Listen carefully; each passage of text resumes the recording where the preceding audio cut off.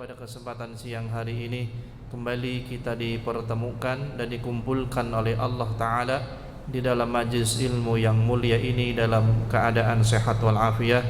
Semoga Allah Tabaraka wa Ta'ala senantiasa melimpahkan kebaikan, keberkahan serta manfaat terhadap ilmu yang kita kaji, terhadap ilmu yang kita pelajari. Semoga ilmu itu menuntun kita kepada kebaikan, ilmu itu dapat menghasilkan amal-amal saleh, dan ilmu itu juga yang kelak pada hari kiamat akan menjadi hujjah, menjadi syafaat bagi kita di hadapan Allah Subhanahu wa Ta'ala. Salawat dan juga salam senantiasa kita sampaikan kepada uswah dan qudwah, suri tauladan terbaik di atas kehidupan kita, Rasulullah sallallahu alaihi wasallam. Semoga salawat dan juga salam tercurah limpahkan kepada seluruh keluarga besar beliau, min azwajihi wa dzurriyyatihi, istri-istri beliau dan anak-anak keturunan beliau, kepada para sahabat dan sahabiah, para tabi'in dan atba'u tabi'in radhiyallahu ta'ala anhum ajma'in, serta kepada seluruh kaum muslimin, kepada orang-orang yang selalu istiqamah untuk senantiasa berada di atas jalannya, sunnah-sunnahnya sampai tibanya yaumul qiyamah. Mudah-mudahan kita termasuk orang-orang yang berada di dalamnya. Ikhwan dan akhwat sekalian yang dimuliakan Allah Tabaraka wa Ta'ala, melanjutkan kembali kajian kita dari kitab Syama'il Muhammadiyah, buah karya Al-Imam Abu Isa At-Tirmidzi rahimahullahu ta'ala. Kita telah sampai pada dua hadis terakhir dari bab libasun Nabi sallallahu alaihi wasallam, bab tentang pakaiannya Rasulullah sallallahu alaihi wasallam. Ya, hadis nomor 69 disebutkan haddatsana Ahmad ibnu Mani' qala haddatsana Yahya ibnu Zakaria ibnu Abi Zaidah qala haddatsana Abi an Mus'ab ibnu Syaibah an Safiyah binti Syaibah an Aisyah qalat kharaja Rasulullah sallallahu alaihi wasallam dzata qadatin wa alaihi mirtun min sya'rin aswad. Dikatakan ya dari Ahmad ibnu Mani' telah bercerita kepada kami, ya, ia berkata Yahya ibnu Zakaria ibnu Abi Zaidah telah bercerita kepada kami, ia berkata ayahku bercerita kepada kami dari Mus'ab bin Syaibah, dari Safiyah binti Syaibah, dari Ummul Mukminin Aisyah radhiyallahu taala anha, ia berkata, dikatakan kharaja Rasulullah sallallahu alaihi wasallam dzata ghadatin, maka satu ketika, ya, dzata ghadatin, satu ketika, yakni yang dimaksud adalah di waktu pagi. Satu ketika di waktu pagi hari Rasulullah sallallahu alaihi wasallam keluar dari rumahnya, ya, wa alaihi mirtun min sya'rin aswada, yang kemudian dia menggunakan pakaian yang, ya, berbahan tebal, ya, pakaian yang tebal yang terbuat dari rambut-rambut hitam ataupun bulu-bulu yang berwarna hitam. Ya, jadi satu ketika di pagi hari Rasulullah sallallahu alaihi wasallam keluar dari rumahnya menggunakan pakaian yang tebal, yang pakaian itu terbuat dari bulu-bulu atau rambut-rambut, ya, yang berwarna hitam. Ya, tentu kata Islam mazakumullah, ya, kita tahu, ya, di mana di jazirah Arab juga, apalagi khususnya di Madinah, ya, berbeda secara iklim, Pak, dengan di Mekah. Ya, Mekah itu Bakah itu artinya apa? Ya, tanah yang tandus, ya, tanah yang tandus. Makanya berbeda antara penduduk Mekah dengan penduduk Madinah. Penduduk Mekah itu tentu kebanyakan mereka datang dari para tujar, yakni para pedagang-pedagang. Ya, kebanyakan para penduduk Makkah itu mencari nafkahnya adalah dengan berdagang. Ya, sehingga ketika Rasulullah SAW masih kecil pun sering ikut dagang, ya, dengan pamannya. Ya, sampai pergi ke Syam, sampai pergi ke Yaman, ya, keluar dari Mekah, ya, berjalan jauh untuk apa? Berdagang. Karena memang salah satu kabilah penghuni kota Mekah adalah mayoritas juga para pedagang seperti Abu Jahal, Abu Lahab. Mereka itu para tujar, Pak. Mereka itu para pedagang-pedagang yang sukses dengan perdagangan dan perniagaannya, sehingga mereka tersohor ya menjadi pemimpin-pemimpin kabilah di Mekah pada saat itu. Nah, berbeda dengan ya orang-orang Madinah. Ya, orang-orang Madinah itu kebanyakan apa? Yakni fallahun. Mereka itu datang dari para petani, Pak. Mereka petani, tukang kebun. Ya, maka ya sebahagian besar penduduk-penduduk Madinah karena datarannya dataran tinggi, ya, dingin, ya, suhunya, cuacanya, ya, maka cocok untuk apa? Berkebun. Cocok untuk pertanian dan perkebunan. Sehingga orang-orang Madinah banyak ya pekerjaannya itu para petani dan para pekebun. Ya, sehingga cuacanya, ya, suhu di Madinah itu tentu lebih dingin. Ya, bahkan sampai hari ini pun di khatal Islam, kalau antum yang berangkat umrah atau berangkat haji, bisa antum bandingkan saat musim dingin pun, ya, saat musim dingin ya di Jazirah Arab, ya, khususnya di akhir-akhir tahun seperti ini, bulan November, bulan Desember itu musim dingin, ya, Januari itu musim dingin di sana, ya, maka antum bisa bandingkan bagaimana cuaca musim dingin di Madinah dengan cuaca musim dingin di mana? Di Mekah. Tentu ya cuaca musim dingin di Madinah jauh lebih dingin, Pak. Ya, jauh apa? Jauh lebih dingin. Ya, luar biasa kalau musim dingin. Musim panasnya aja kalau malam hari dan kalau pagi hari dingin luar biasa. Apalagi ya cuaca malam dan pagi hari di Madinah ketika musim dingin, Pak. Luar biasa. Ya, lebih dingin, ya, jauh lebih dingin dibandingkan cuaca di mana? Di Mekah. Ya, makanya kita lihat dalam riwayat ini Nabi SAW satu pagi keluar menggunakan pakaian yang tebal, ya, menggunakan pakaian yang tebal. Boleh jadi saat itu adalah sedang datang musim dingin, ya, sedang datang musim dingin. Ya, sama saja, Pak, seperti misalkan di Jakarta dengan di Bogor. Ya, musim panas di Bogor saja pagi harinya dingin tidak? Dingin, malam harinya dingin, luar biasa. Ya, kalau di Jakarta ya normal-normal saja gitu. Apalagi ketika cuaca musim dingin. Ya, tentu berbeda antara Jakarta dengan di Bogor. Di Jakarta saja sudah dingin, apalagi di Bogor yang dataran tinggi. Ya, tentu lebih dingin. Maka pakaian orang-orang yang tinggal di Bogor, di wilayah puncak sana khususnya, pasti mereka memakai pakaian yang apa? Yang tebal gitu kan, yang lebih tebal, memakai sweater, memakai jaket dan seterusnya. Begitupun yang dilakukan Nabi SAW. Satu ketika di pagi hari, ya, Nabi keluar dari rumah pakai pakaian yang tebal, ya, pakai pakaian yang tebal karena mengingat ya dinginnya cuaca saat itu di mana? Di Madinah tentunya. Dan pakaian yang tebal itu ya terbuat dari bulu-bulu hitam, ya, min sya'arin aswad, ya, dari rambut-rambut atau bulu-bulu hitam, ya. Naam. Ya, maka dikatakan dzata ghadatin, ya, artinya Rasulullah SAW keluar di waktu ghada, yakni di waktu pagi hari, ya, di pagi hari. Naam. Kemudian wa alaihi mirtun min sya'rin aswad. Saat itu Rasulullah SAW keluar rumah pada pagi hari itu mengenakan pakaian tebal yang terbuat dari bulu yang berwarna hitam. Dikatakan secara harfiah, ya, mirtun, ya, kata mirtun artinya adalah kain yang tebal yang lebar, kain tebal yang ukurannya lebar, yang memang digunakan untuk menutupi badan, ya. Jadi ini juga satu pakaian yang pernah dipakai oleh Nabi SAW, ya. Jadi sekali lagi kata Islam, kesimpulannya memakai pakaian apapun boleh-boleh saja, silahkan saja. Nabi pun saja SAW bervariasi, Pak.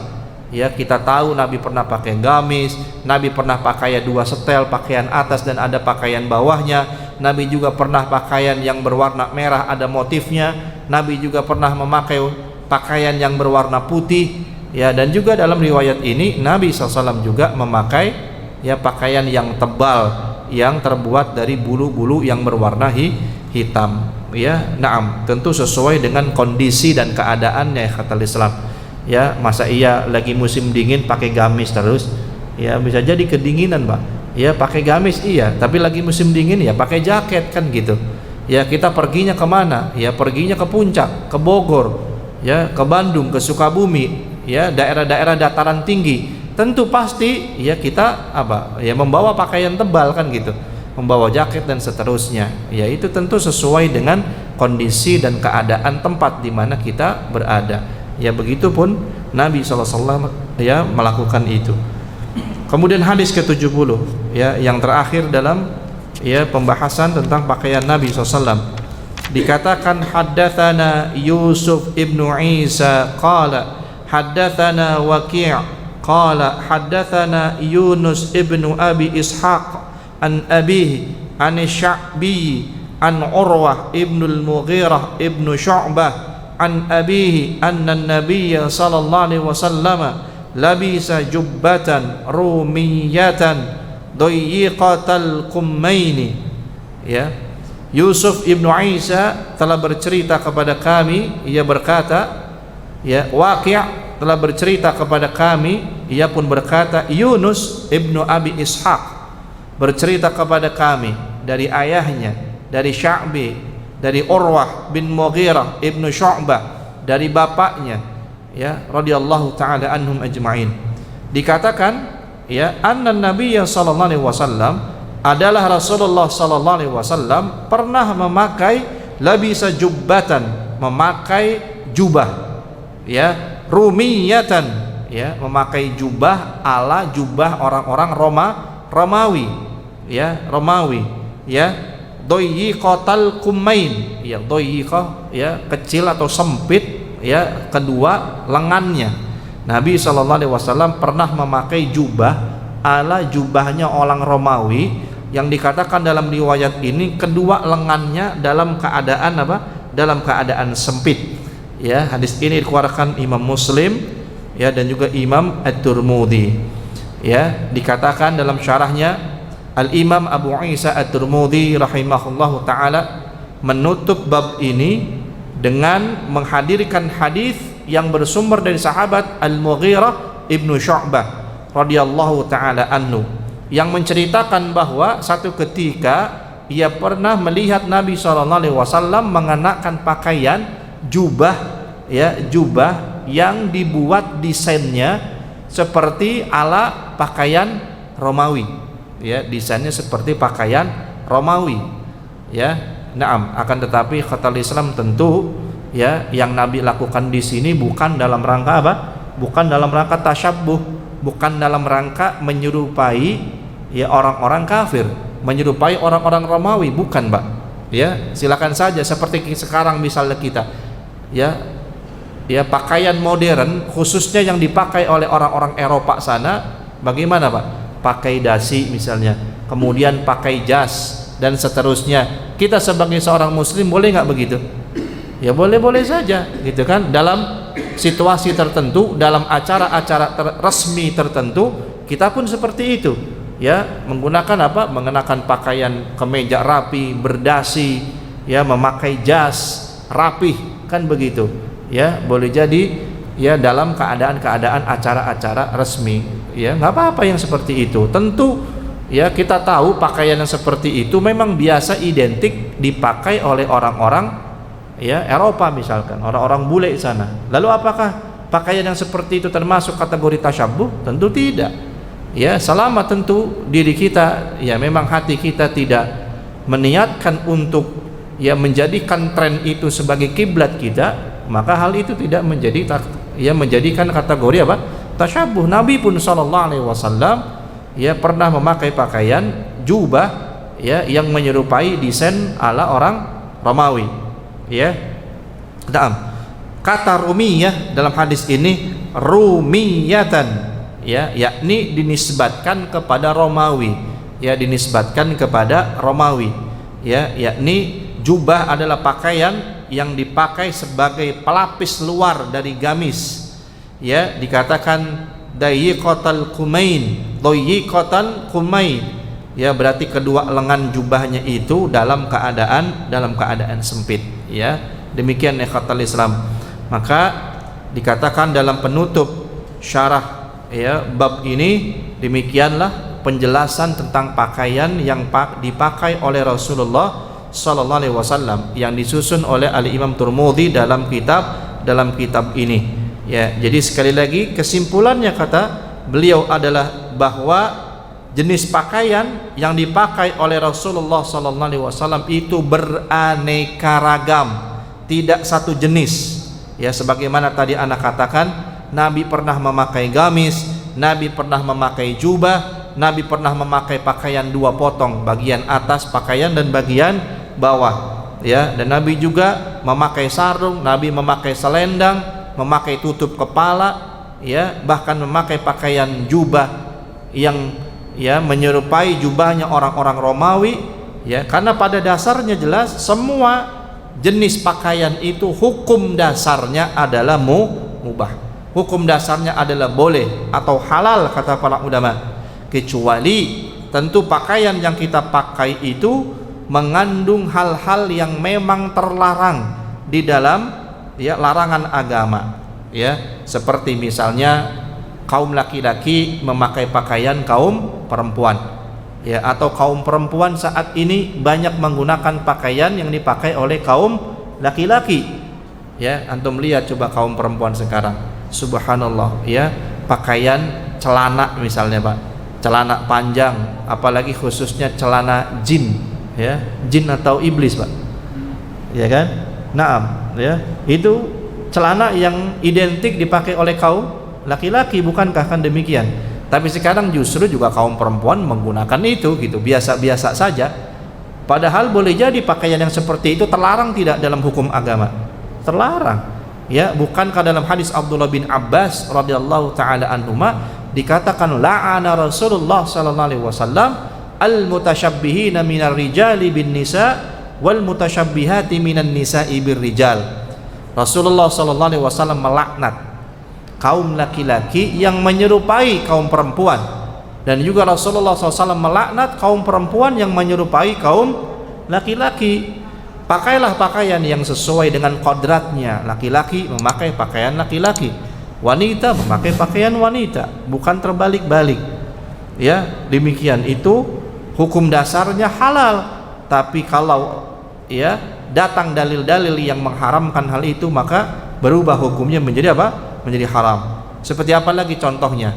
Misalnya laki-laki memakai pakaian dari bahan harir. Apa harir? Sutra, ya, memakai pakaian sutra. Jelas haram. Ya, sutra itu ya kata Nabi bagi mereka di dunia, nanti bagi kita di mana? Di akhirat. Ya, kaum wanita memakai sutra silakan. Memakai perhiasan dari emas dan perak silakan. Itu keindahan bagi kaum wanita. Ini laki-laki pakai kain sutra, kemudian apa lagi Pak? Ya, memakai perhiasan emas, pakai kalung, pakai cincin, pakai anting, pakai gelang. Na'udzubillah.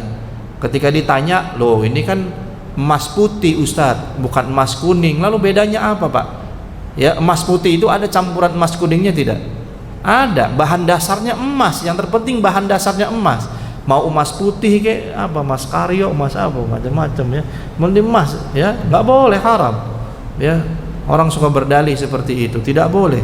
Ya, itu semua adalah pakaian keindahan bagi kaum wanita, bukan bagi kaum laki-laki. Ya, na'udzubillah.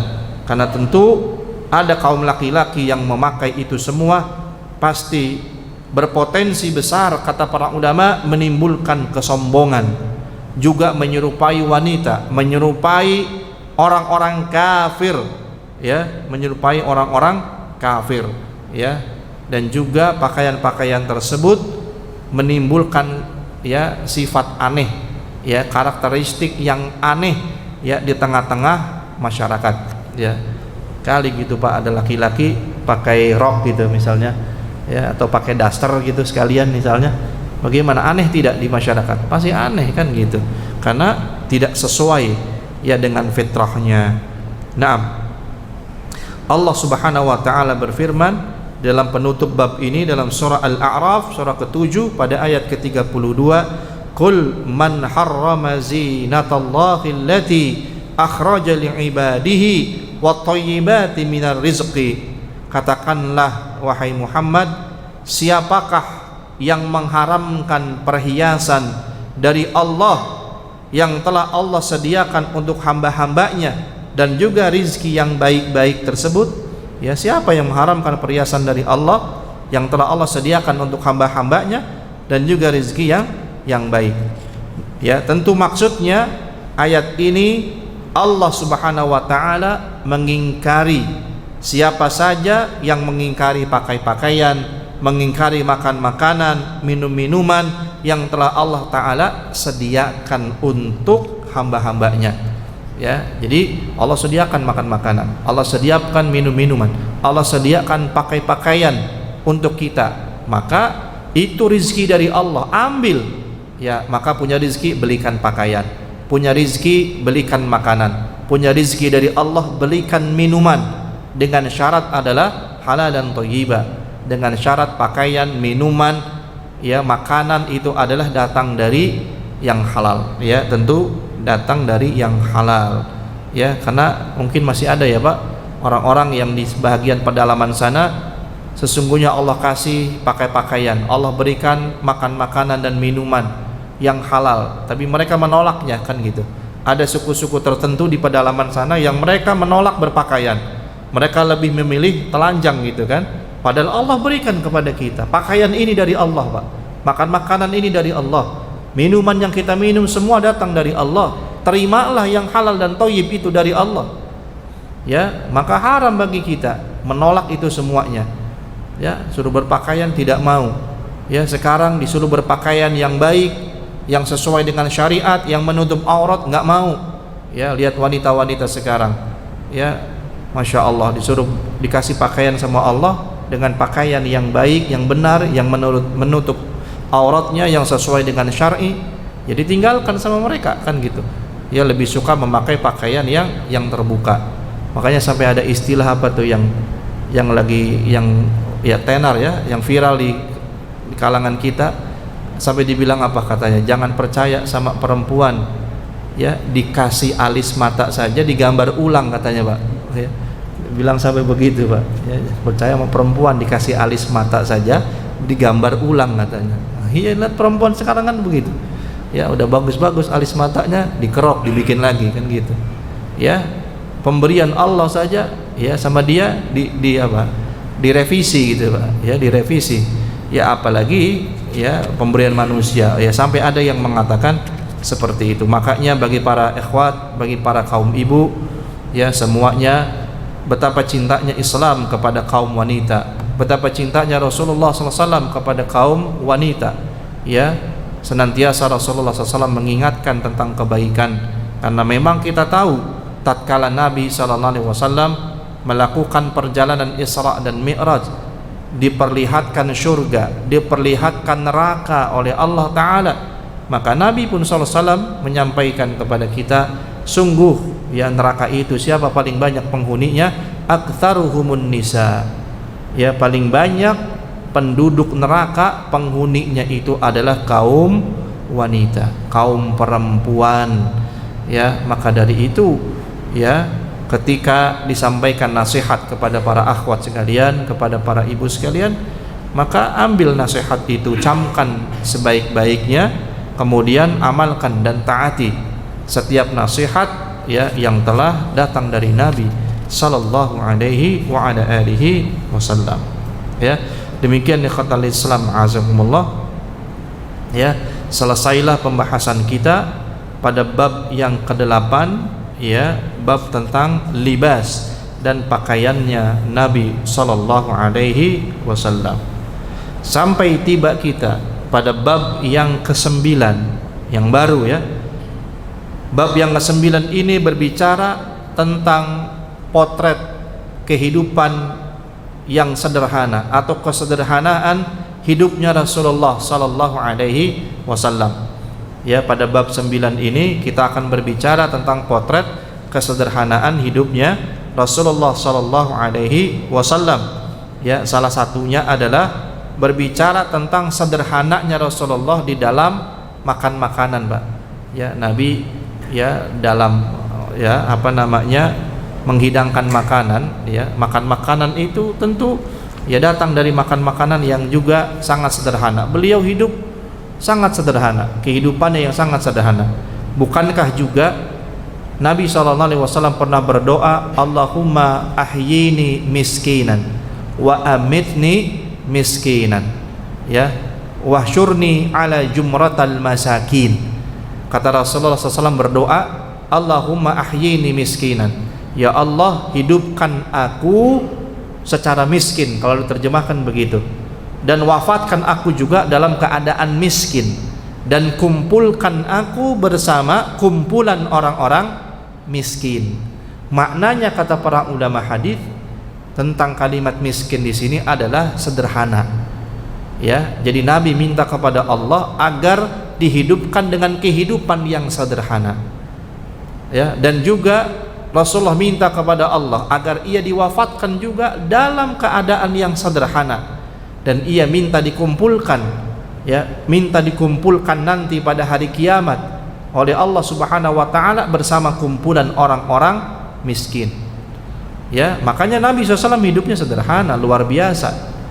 Ya, dan juga para sahabat pun demikian, ya, kata Islam azakumullah, tidak terlihat sedikit pun kemewahan yang nampak pada diri Nabi SAW dan juga para sahabat radhiyallahu taala anhum ajma'in. Antum pernah lihat dalam sirah ketika datang utusan dari Romawi datang ke Madinah mencari Umar bin Khattab radhiyallahu taala anhu, apa yang terjadi? Ya, dicari mana Umar? Mana Umar? Ya, kemudian kata para sahabat, Umar biasa suka tidur di bawah pohon kurma itu tuh. Ya, tidak jauh dari Masjid Nabawi itu ada pohon kurma, biasa Umar tidur. Disamperin sama utusan orang Romawi itu. Dilihat, engkaukah Umar? Ya, saya Umar. Ya, luar biasa Pak, terkagum-kagum utusan Romawi ini. Ya, yang aku ketahui, yang namanya seorang kaisar, yang namanya seorang raja, pasti mereka tidur di atas dipan kasur yang empuk. Ya, kata utusan Romawi ini, dikelilingi, ya, oleh selir-selir yang banyak, wanita-wanita cantik, disediakan makan makanan dan minuman-minuman dari anggur, ya, dan juga minuman-minuman khamr yang lainnya. Tapi begitu melihat Amirul Mukminin Umar bin Khattab radhiyallahu taala anhu tidur beralaskan pelepah kurma di bawah pohon kurma yang sampai bekas, ya, bekas pelepah kurma itu, ya, menempel Pak, ya, di apa wajahnya, di pipinya. Nabi pun juga seperti itu. Umar begitu mencontoh kesederhanaan hidup Nabi SAW. Ya, pastikan orang berpikir yang namanya raja, kaisar, pemimpin, presiden itu bagaimana Pak hidupnya? Mewah, bergelimangan harta, pasti dengan penjagaan ketat, dengan selir-selirnya, dengan makan makanan yang lengkap, minum-minuman. Subhanallah.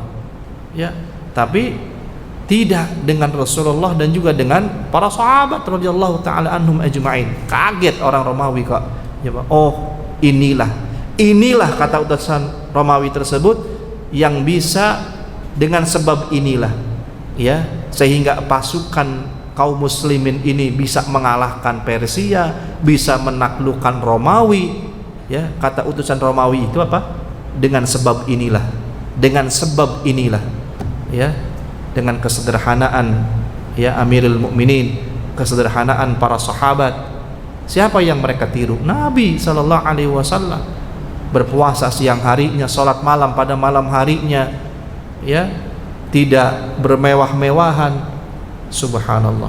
Ya, jadi kata Islam azakumullah, ya, bukan berarti kita tidak boleh jadi orang kaya. Ya, kalaulah Allah takdirkan kita jadi orang kaya, na'am, banyak orang kaya di zaman Nabi SAW. Ada beberapa penelitian, Pak, kemarin belum lama, meneliti tentang harta kekayaan para sahabat. Yang paling kaya itu Abdurrahman bin Auf radhiyallahu taala anhu.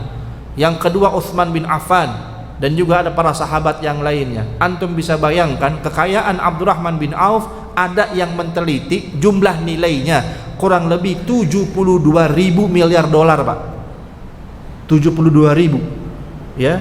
Ada lagi yang meneliti Utsman di bawahnya sedikit, sekitar 50.000 kalau tidak salah. Elon Musk, tahu ya, yang paling kaya sekarang ini cuma sekitar 3.000 sampai 5.000, Pak. Orang-orang kaya nomor 1 dunia itu ya antara 5.000 maksimal 10.000 lah. kekayaannya. Utsman bin Affan, Abdurrahman bin Auf 50.000 sampai 72.000 Pak kekayaannya. Subhanallah, ya, yang paling kaya para sahabat Pak. Tapi hidupnya bagaimana? Hidup para sahabat bagaimana? Utsman bin Affan bagaimana hidupnya? Abdurrahman bin Auf bagaimana hidupnya? Ya, dikawal gitu kemana-mana? Tidak. Ya, pakai unta, ya, berlapiskan emas gitu? Tidak. Ya, padahal sekaya itu Pak, yang sampai hari ini kekayaannya masih ada Pak, tercatat di Bank Madinah. Bahkan peninggalan Utsman bin Affan di Madinah masih ada, di Mekah atau di Madinah saya lupa. Ya, ada bekas sumur yang dulu dibangun oleh Utsman bin Affan, kemudian oleh pemerintah Saudi, tempat itu dijadikan hotel. Ya, yang kemudian orang-orang jamaah umroh haji suka menggunakan, datang menyewa hotel itu ketika umroh atau haji. Yang kemudian dari keuntungan pengelolaan dana hotel itu oleh pemerintah Arab Saudi, kemudian ya keuntungannya itu diwakafkan, disedekahkan untuk kepentingan Islam dan kaum muslimin Pak. Sampai hari ini antum bisa bayangkan berapa banyak aliran pahala jariah yang didapatkan oleh para sahabat. Sudah 15 abad yang silam mereka meninggalkan kita, ya, tapi peninggalannya masih ada sampai hari ini. Itu orang kaya Pak sesungguhnya, subhanallah, tapi hidupnya penuh dengan amat sangat sederhana. Ya, siapa yang mereka contoh? Nabi SAW. Kalau dibilang Nabi orang miskin, salah antum. Ya, kalau mengatakan Nabi itu orang miskin, bukan. Nabi bukan orang miskin, tapi Nabi hidupnya sederhana. Padahal Nabi kaya raya. Bagaimana tidak? Antum mau bukti? Banyak buktinya. Ya, ketika haji wada Pak, ketika haji wada, ya, Ali bin Abi Thalib radhiyallahu taala anhu suruh mengambil 100 ekor unta Pak. Ya, Nabi perintahkan kepada Ali bin Abi Thalib dalam haji wada, ambil 100 ekor unta itu, bawa dan sembelih, bagi-bagikan dagingnya kepada seluruh orang yang ikut haji dan kepada seluruh kaum muslimin. Coba 100 ekor unta disembelih ketika haji wada. Nabi perintahkan kepada Ali bin Abi Thalib radhiyallahu taala anhu. Antum tahu satu unta harganya berapa Pak? Ya, unta sekarang, ya, yang jenis apa yang pernah Nabi sembelih itu kira-kira seharga mobil apa ya? Innova Pak. Berapa Innova sekarang? 400 ya. 400 maksimal 500, setengah M lah. Kalau ada 100 unta berarti berapa? Dikalikan 500 juta. 500 juta dikali 100 berapa? 50 miliar. 50 miliar Pak. Siapa yang berani di sini sedekah sekarang 50 miliar? Ada? Nggak usah 50 miliar Pak, 100.000 aja mikirnya panjang. Ini kalau dibilang Nabi orang miskin, siapa yang bilang Nabi orang miskin? Sedekahnya aja kayak begitu. Belum lagi yang lain, para sahabat, gak ada yang miskin Pak, kaya-kaya. Tapi lihat hidupnya, karena hidupnya sederhana, ya, luar biasa. Ya, makanya ya dalam hadis ini nanti disebutkan ada 2 hadis. Ya, salah satunya Nabi pernah berdoa, Allahumma rzuq ala Muhammadin qutan. Ya Allah, berikanlah rizki kepada keluarga Muhammad itu qut, ya, qutan, ya, berupa qut. Qut itu ya makanan yang sangat sederhana, yang fungsinya itu untuk mengganjal rasa lapar, biar kenyang, ya, biar kenyang. Ini ya contoh menunjukkan, kata para ulama, kesederhanaan hidup Nabi SAW. Nabi cuma minta rizkikanlah qut kepada keluarga Muhammad, cuma minta qut Pak. Ya, jadi makanan untuk ganjal lapar doang supaya nggak lapar gitu, itu qut namanya. Ya, kalau kita sekarang apa? Ya, misalnya ada bikin apa biskuit tertentu yang cuma bisa ganjal lapar. Nabi cuma minta kepada Allah, ya Allah rezekikan kepada aku dan keluargaku, kepada keluarga Muhammad qut, ya, makanan yang bisa ngilangin lapar saja gitu, ganjal. Nabi nggak minta, ya Allah kasih saya apa harta yang banyak, kasih saya ya Allah kekuasaan, kasih saya emas dan perak, dirham dan dinar. Nggak ada Nabi pernah berdoa begitu Pak kepada Allah Subhanahu wa taala, nggak ada. Ya, doanya salah satunya cuma minta qut. Ya, qut itu tadi jenis makanan untuk ganjal lapar. Kalau perut kita lapar kan tapi belum sempat waktu makan, Biasanya kita suka makan makanan yang fungsinya untuk mengganjal lapar. Itu doang yang diminta sama Nabi SAW. Ya, bukan minta yang mewah-mewah. Ya, beda dengan pemimpin-pemimpin sekarang, pejabat-pejabat sekarang. La haula wala quwata illa billah. Ya, sudah. Ya, digaji besar, difasilitasi, tapi masih korupsi, tidak Pak? Masih korupsi. Na'udzubillah. Ya, sudah digaji dengan gaji yang besar, fasilitas juga diberikan, semua muanya tersedia, masih saja korupsi. La haula wala quwata illa billah. Ya, sudahlah. Bagi nasihat bagi para pemimpin-pemimpin, ya, kita siapapun itu yang saat ini menjadi pemimpin, ya, jika masih melakukan hal-hal yang seperti itu, ya bersiap-siaplah. Ya, persidangan Allah tabaraka wa taala di akhirat nanti sungguh amat sangat adil. Kalau di dunia hukum bisa dibeli, Pak. Penegak hukum pun bisa disogok, bisa dibayar. Tapi malaikat yang menjaga pintu neraka bisa nggak disogok? Nggak bisa. Ya, makanya dalam Al-Qur'an surah At-Tahrim Allah mengatakan 'alaiha malaikatun ghiladun syidad la ya'sunallaha ma amarahum wa yaf'aluna ma yu'marun. Neraka itu kata Allah dijaga oleh malaikat yang kata Allah 'alaiha malaikatun ghiladun syidad, dijaga oleh malaikat yang mukanya kasar, galak, keras, Pak. Itu malaikat yang menjaga neraka itu kasar-kasar, keras-keras, galak-galak, bengis-bengis, Pak. Ya, yang kata Allah, ya, tadi 'alaiha malaikatun ghiladun syidad la ya'sunallah ma amarahum. Mereka tidak akan bermaksiat dengan apa yang Allah perintahkan kepada mereka. Wa yaf'aluna ma yu'marun. Mereka mengerjakan apa yang diperintahkan Allah kepada mereka. Kata Allah lempar tidak? Lempar. Benamkan tidak? Benamkan. Bisa gitu, Pak. Antum punya harta, tiba-tiba mau dilempar sama malaikat ke neraka, tar dulu malaikat. Ya, cincailah 1 miliar buat ente. Bisa begitu, Pak? Bisa nggak? Bisa nggak malaikat disogok?